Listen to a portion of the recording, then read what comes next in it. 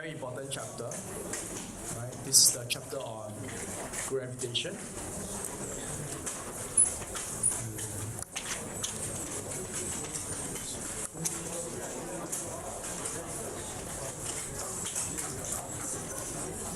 Okay, and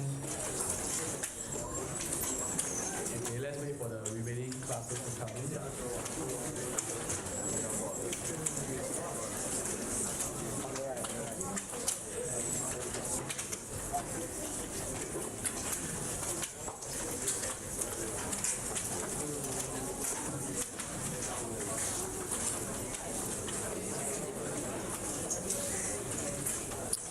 Right. Okay, let's start. Gravitation is a topic that is split between H1 and H2. Right. I've separated and organized the lecture. I reorganized it such that H1 will go until page 11, I think. Right, until page 11, and H2 will be everything. So gravitation, I'm sure you all know it because you all experience it, right? When you're young, if you fall down and hit the floor, that's gravity, right? Gravity is telling you, hey, I'm here, right? I've reorganized it into these few parts. First will be the law of gravitation, which is a force. Then will be on the field. Then you'll be on the applications. Then I'll be introducing to you what is the gravitational potential energy, gravitational potential, and then the applications. Alright? These are the general parts to the lecture. And the last one, the relationship with how they all come together. So on page 2, I have done a summary for you, which all my ex-students have found very helpful in understanding this topic. Okay, so for today's lecture, I'll be covering force, field, and perhaps, if we have time, some of the applications in the box to the right. Okay? So let's start. Without further ado, let's start. Force, gravitational force. We all know of the story of Newton, right? Newton sitting under a apple tree, right? And as my students go, they say, "Ayya, why he never sit under a durian tree?" Right? And then there will be no Newton. Right? Then it might be some other name, right? It could be Nicholas, for example. Right? Because the law of gravitation was always there. Right? The gravity was always there. It needed someone to discover it. And let me just address this. This story is not true. Newton did not sit under an apple tree and then discover gravitation. He was looking up in the skies, using his telescope, plotting numbers, recording it over a few months, and then sitting down in a moment of time, oh, gravity is like that. So, of course, this story is not as fun as sitting under an apple tree. Right? So, the false story, while false, is small, memorable, and hence passed down.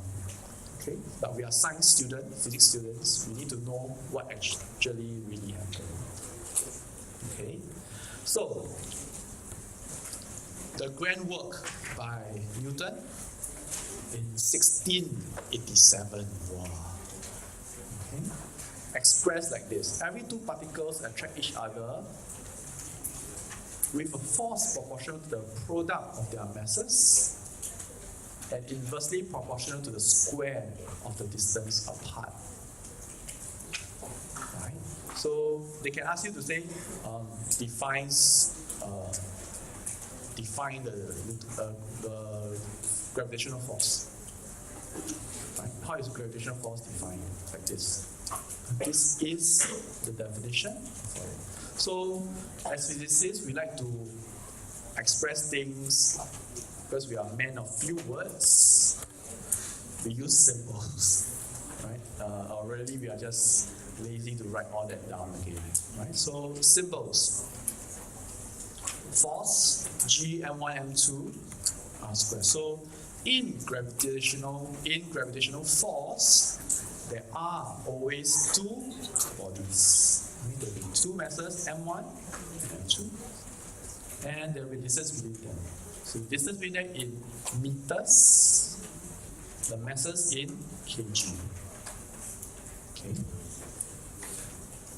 And this G is the gravitational constant. It is found in the second page of all your exams, or the third page where all the constants are found. Okay, so there's no need to memorize this.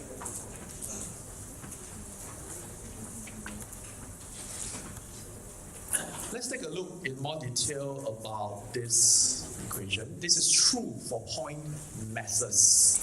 I say again, this equation is true for point masses. Like this.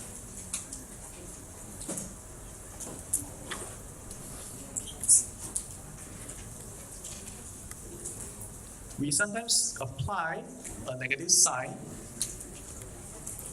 because the gravitational force is always attractive. Okay. When we apply it to uniform spheres, that means masses that are not point masses, we use the distance between the centers. It is a critical point to remember. So from this point on, when we talk about R, it's always defined from the center of whichever planet or star or masses that we're talking about. Okay? Next. Force is a vector. So when two forces act on an object, the sum of the forces will be derived vectorially. So we will see this in one of the examples later on.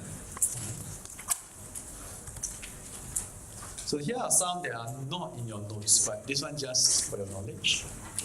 Right, G is very, very, very small.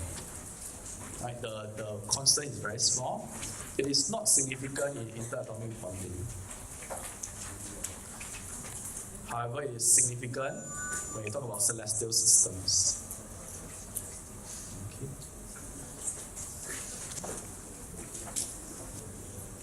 Right. Any questions at this point? So it's just a bunch of information at this point. Alright, if not, then let's start. Right? Example. Can you look at the example? You will notice that in this lecture, I have filled out most of the examples for you.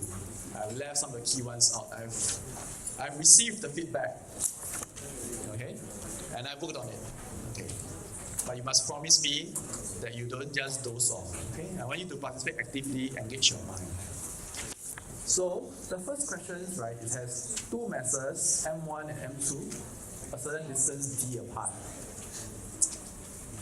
Find a point where a third particle of mass M3, where can it lie on the line joining the two original particles so that it does not experience any resultant force. Then show that the distance is given as such. Okay, so this is the diagram given, and this is how we express the words into a diagram. Okay? Remember that the diagram is not part of the given question. Right? Using a diagram is a skill to use to help you visualize the question. So once you have this, you can see very clearly that the mass M3 will be subjected to two forces. Okay? There will be a force due to M1 acting on object 3 to the left, and there will be a force due to M2 acting on object 3 to the right. So if M3 were to experience no forces at all, no resultant force at all, what can we say about the force F13 and F23? The magnitudes must be equal. Right? So that's how we start the equation. The two forces must be equal. Thereafter, it's just a simple application of the equation of Newton's law. Notice that we only express the distance x between m1 and m3, so the other one has to become d minus x. Okay. And notice also here, it's not d squared minus x squared. Okay? It's not d squared minus x squared. It's d minus x whole thing squared. The rest is just mathematics. Rearrange, you get your answer.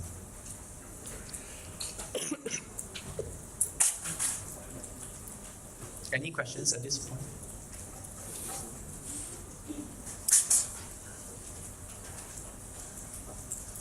Okay, no questions. Then I ask you.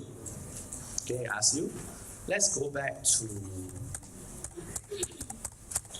this. This force here is a gravitational force. But let's be very, very clear. This force that I'm circling, can you see my cursor? Yes, right? Yeah, I'm doing this because I'm not using a laser pointer because I'm recording this. Your friends at home needs to know where I'm pointing. Okay, look at this force. This gravitational force is a force due to which object? Acting on which object? It's due to object mass 2 acting on object 1. Agree? The other gravitational force is due to M1 acting on M2. So these two forces, they are in fact equal in magnitude and opposite in direction. And what do you call these kind of forces? Pair forces, by which law of Newton? Newton's third law. Okay, so this is Newton's third law. When object 1 attracts object 2 exerts an equal oblique force back on object 1. Right? So this force acts both ways on two different objects. Okay, this is a key point that you need to remember, especially when we go on to the applications part. Okay, if you don't remember this point later on, you're going to get a lot of issues. Any questions?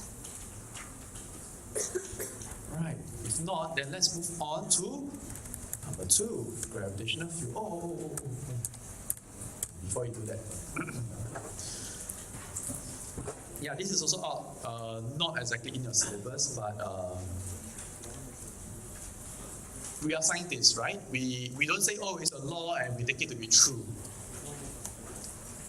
Right? We want to verify it. Right? So how do you verify gravitational force? It's so small, so tiny. Right? If I put a magnet on a metal, I can verify it quite easily. I can feel that strength on my fingers. But for a gravitational, it's so tiny that it cannot be physically felt by a human being. So what do we do? Right, we hung 2 equal masses on a thin wire. 2 small masses on a thin wire.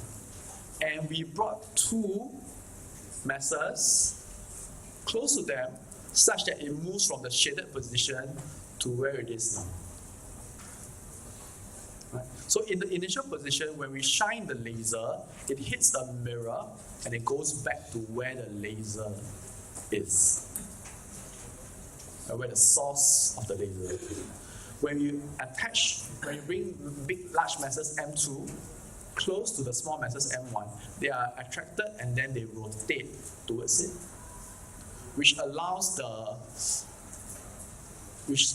which you can see the rotation angle. Okay, you can see it rotate. Why does it stop at a certain position? Is because the wire has a torsion to it. When you twist the wire wants to twist back. So when the masses attract and turn to a certain direction, the forces the moments becomes equal and it stops rotation. Then I am starting to see the face really. But when I change the masses to become larger, you will expect these to twist a little bit more. And then you can verify that a larger mass gives you a larger attraction. Okay? Next, why do we use 2 masses instead of 1? This is simply so that the balance is that the rod is balanced. It's as simple as that. Okay? So there is a video for you to watch. So I need to stop recording, if not